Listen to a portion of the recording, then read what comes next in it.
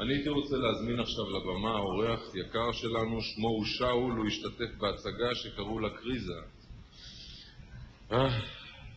אורח זה... הגענו בשנת 50, שמו אותנו...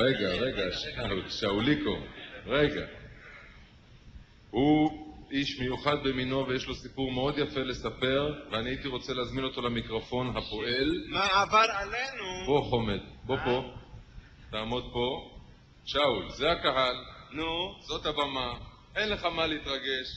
אני לא מתרגש, גם בטלוויזיה גם הייתי גם, וברדיו גם אנחנו, ולא מתרגש שסבלנו בשנת 50, ששמו אותנו באוהל, וכל היה מלא בשפשים וג'וקים.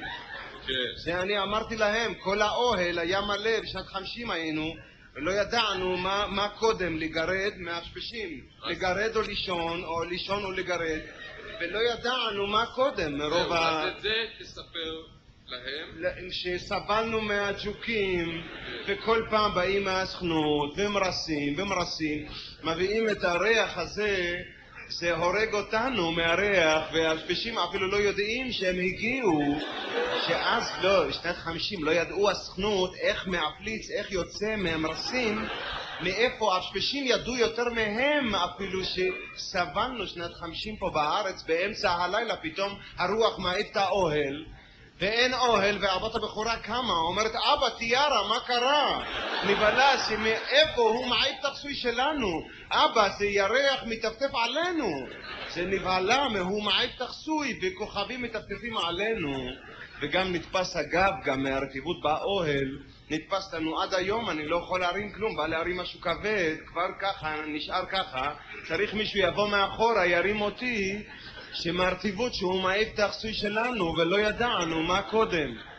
אבל מה, היה לנו רצון חזק, ואם יש רצון חזק, אפשר כל דבר, אפילו מה שאי גם, ואם אין רצון, אז אפילו גפרור, גם כבד, אפילו שקל.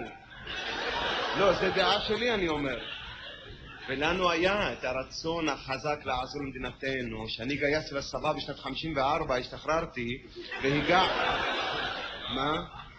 לא, שב-12 שחררו אותנו. מה, לא שירת בצה"ל?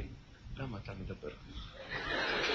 מילים לא יפות, זה חיילים כאילו שלנו, שזה לא מה אתה בסדר. מדבר ככה? שאול. באנו לשם, אמרנו, רוצים לשרת את מדינתנו, ובדקו אותי, ופה מהרטיבות באוהל, לא יכול להרים כתבה, הם בדקו פה, לא יכול עד היום, זהו שהוא מעיף את הכסוי שלנו, וירח מטפטף עלינו, אז בדקו אותנו, ושחררו אותנו, היינו כולם עם הבת הבכורה, עשינו סיור שם בזה, בדוידקה, והלכנו גם לזה, אכלנו ארוחת צהריים בבסיס, האישה הלכה לשקם, קנתה דרמפון, והלכנו לסעד שם ממול, כולנו, ואמרנו שלום אביגדור, קראו לו אביגדור בסעד, תעזור לנו, שסבלנו ושירת את מדינתנו ולא ידענו מה קודם. אז הוא אמר, נתן לנו קיוסק, אבל איפה? בשכונת פרסי. פרסי, אפילו תהרוג אותו, הוא לא יקנה כוסודה, אפילו פרסי יאכל עוגה, אולי הוא יבשל עוגה וימכור לעצמו, גם לא. שבכלל זה הייתה פשיטת רגל גדולה בקיוסק שכלום לא היה. אני מוכר עוגיה, הבן שלי שיהיה בריא אוכל 2, והבת הבכורה כל חודש יום הולדת בקיוסק. מהצהרות, עם הרשפשים התבלבלה מהתאריכים, לא ידענו מה קורה לנו. לא היה דגל ולא סילון, וסבלנו ומכרנו הקיוסק. קנינו חמור ועגלה, אמרנו נמכור ירקות, בטיחים, נתפרנס. אז מה קרה? שהשיטה עוד יותר גדלה. שקודם הייתי צריך לפרנס הבית, עכשיו תפרנס גם החמור. הוא כמו בן שלי, מה אני אומר כמו? הוא אפילו יותר מבן שלי. הוא חמור, הוא לא עובד, ולא כל היום בגינה, אוכל צנוניות, במקום למכור את הירקות, הוא אכל את הירקות. זה אפילו, לא היה לו רצון אפילו להיות חמור, כלום. הוא מכניס את הראש למטבח, מהחלון של המטבח, היה חלון קטן, מכניס את הראש למטבח לסיר, ואוכל את המרק. הבת הבכורה, היא נבהלה, היא אמרה, אבא, מה קרה? זה משיח הגיע, זה לא חמור, זה סוס, גם לא, גם בן אדם, גם לא יעשה דבר כזה. בסוף החמור הוא ברח עם הבת הבכורה, עם העגלה. ברח עם העגלה, השאיר אותנו עם הארגזים, ומכרנו הירקות והכסף אכלנו. אני אומר תודה לאל. יש לנו סהל שלנו ומדינת ישראל שלנו. הנה סהל, זה דוגמה של הרצון החזק שאני אמרתי קודם, שיש להם רצון כל כך חזק לעזור למדינתנו. כמו באנטבה, אותו דבר היה באנטבה, שהתחטפו את המטוס באנטבה עם צ'ארלס ברונסון שם באנו. לא, באייר פרנס חטפו את המטוס. מה היה שם?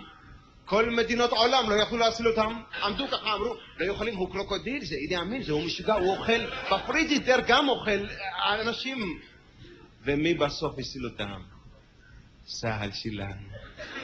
מדינת ישראל הקטנטנה, הנחמדה, חיילים שלנו, מה הם נסעו בהרקלסים 3,000-4,000 קילומטרים, הגיעו שם באדי אמין, והחייל ההוא התחפש לקושי, והחייל השני התחפש לאוטו, וככה הלכו מסביב עם יורם גאון, כל הדרך מהחלום, ואמרו, חבר'ה, הגענו, חיילי ישראל צבא הגנה.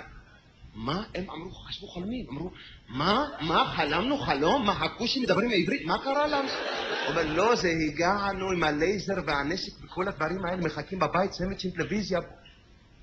איך הגיעו? אני אומר, זה דבר שעד היום, אני אומר, איך הגיעו? זה לא, זה ממש, זה מפעל הפיס, זה לא, זה מכבים ומשה רבנו גם. אז אני כתבתי שיר לחיילים שלנו. תודה לאל שיש לנו את מדינת ישראל. האויבים סביבנו, הם רצו להשמידנו, ברחנו מארץ אויבינו, הגענו למדינת ישראל. תודה לאל.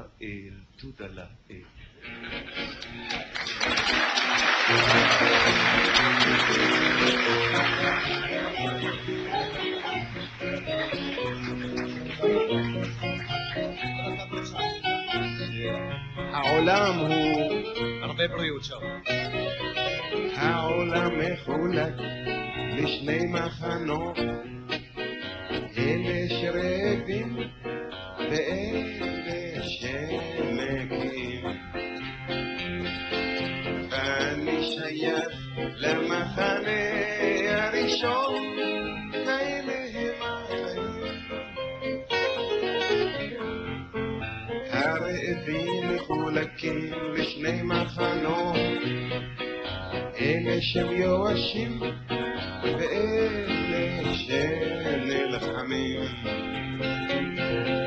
ואני שייך למחנה הראשון, כאלה הם החיים. המיואשים מחולקים לשני מחנות, מיואשים שקטים ומיואשים רועשים. ואני שייך למחנה הראשון, כאלה הם החיים.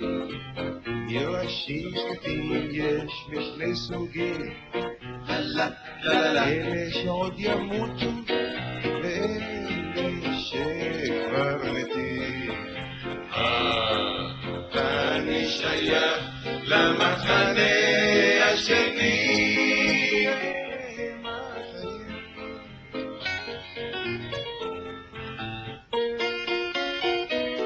אני אומר תודה לאל, ברוך שם יש חתיכת בית, חתיכת מדינה. ואני שייך למחנה השני.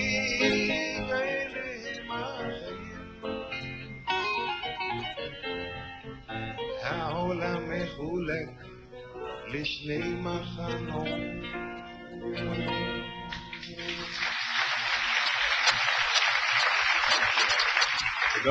תודה רבה.